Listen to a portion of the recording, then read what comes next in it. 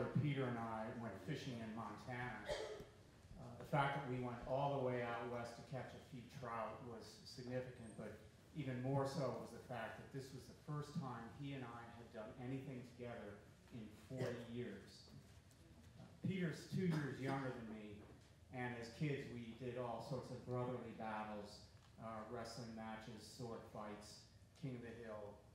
I was bigger and stronger, so I always won. And I'm sure that was a source of frustration for him and may have affected his general outlook on life.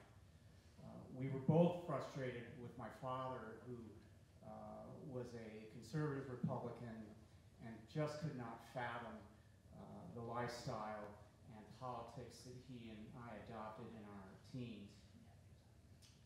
The one thing that the three of us could do together was fish. My father had taught both Peter and I to fly fish when we were kids, and he would lead us out onto the wooded streams of northern Ohio. It was really a perfect sport for us, three men standing at a distance, not talking, and pursuing the same goal. As Peter and I grew into adults and married and had families, we became very distant. The only times we got together was for Christmas at my parents' house, and that was an event he seemed to want to leave within hours of arriving. I found my brother to be anxious and depressed, though very funny in an eccentric kind of way.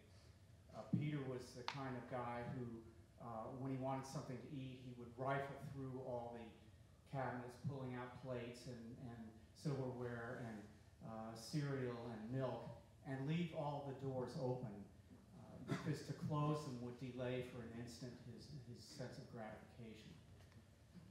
He was the kind of guy who, for most of his adult life, subsisted on a diet largely of white birthday cake, because by his own admission, that reminded him of some of the joyous times in his youth. The one thing he and I could talk about was fishing. He would get very animated, talking about trout fishing in the Delaware River near his home in New Jersey, and I would talk about my occasional forays into the North Carolina mountains. We both talked about articles we had read of the holy grail of trout fishing, the Bighorn River in Montana. So after years of circling around the point, one of us, I think it was he, finally said, "Why don't we go fishing together?" So that summer, Peter and I flew out to Billings, rented a car, and drove out into the prairie of south central Montana. This is wide open country, grassy fields sloping down to a swift, broad river with big old cottonwood trees along the banks. I had thought that this environment would curb my brother's manic tendencies, but in fact, the contrary happened. The closer we got to trout waters, he became like a junkie in need of a fix. The first time we drove over the Bighorn River on an overpass, he whipped the car onto the shoulder, jumped out, grabbed his fishing rod, ran down a long bank and started fishing, all the while leaving the driver's side door open and the engine running. When I caught up to him down at the river, he seemed oblivious. And minutes later, while I was holding my rod under my arm and tying on my own fly, he went stopping by in his boots and waders, headed for some pool upstream. "Watch out for my line," I said. Too late. He caught up my line in his boot, pulled the hook of the fly I was tying into my finger. I yelled out in pain, and I looked at my finger. The barb was sunk in deep in my flesh. I said, "Man, we're going to have to go to the hospital. I have to have this thing surgically removed." "The hospital? No, no, no. We'd lose out on half a day of fishing. We can't do that. Look, I know how to get this hook out. I've done it before." So over my objections, he looped the line over the curve of the hook, and on the count of three, pulled it out. So the hook came out, a minimum of bleeding. We were able to get on with our fishing. I could tell you half a dozen more incidents like that that happened over the next 3 days. But I do have to say that in between, we did find what we were looking for. In fact, there were moments of pure bliss. I can remember my brother standing in the Bighorn River in the evening, scanning the water for signs of a rising trout. Sure enough, there it was, a little ripple of water over in the far bank. My brother would already know what insect that trout was feeding on because he would have seen them when he came down to the river. And he already would have picked out from his box of probably 100 flies an exact replica of that insect. And then with very graceful strokes, he would start casting back and forth, working out 30, 40, 50 feet of line. And on that last cast, send that fly shooting out and landing as soft as a snowflake right on that water. And there would be a brief pause, and then he would jerk back in that rod, and a rainbow trout would jump out of the river. And my brother would put on a boyish smile and say, "Gotcha." So the last day, we needed to drive back to Billings. I decided to take the wheel. It was a distance of about 60 miles. And as I was pulling onto the interstate, I noticed the gas gauge was below a quarter tank. There was a service station right there, but I thought, I want to bring the car back full. We'll probably make it with no problem. And there's going to be a couple exits anyway, so I'm just going to keep going. And I'm not going to tell my brother because I don't want him to give me trouble.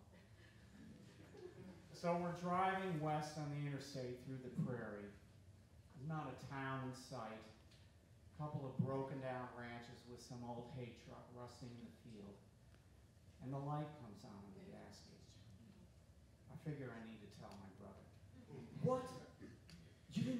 Why didn't you stop and fill it up at the interstate?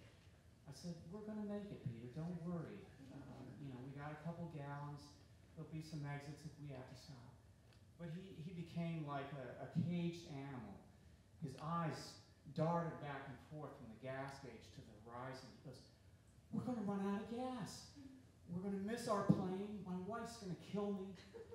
I said, come on, Peter, take it easy. We're going to make it. Don't worry. There'll be an exit soon. Well, we drove on, and the needle started to drop into E. Finally, we saw an exit, but there wasn't any gas station. There wasn't even a house. It was just a dirt road going into the hills. My brother says, we have to get off here. We got to find something. I said, no, man, we're going on. We're going on. No.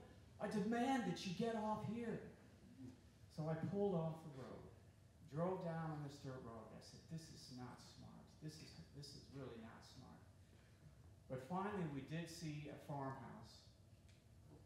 Pulled into the yard. My brother jumps out of the car, goes running up and bangs on the door. There's nobody there. I said, Peter, get back in the car. We're going, no. We have to find some gas. I said, get back in the car. But he didn't. He ran off into the barn and started going through this guy's stuff.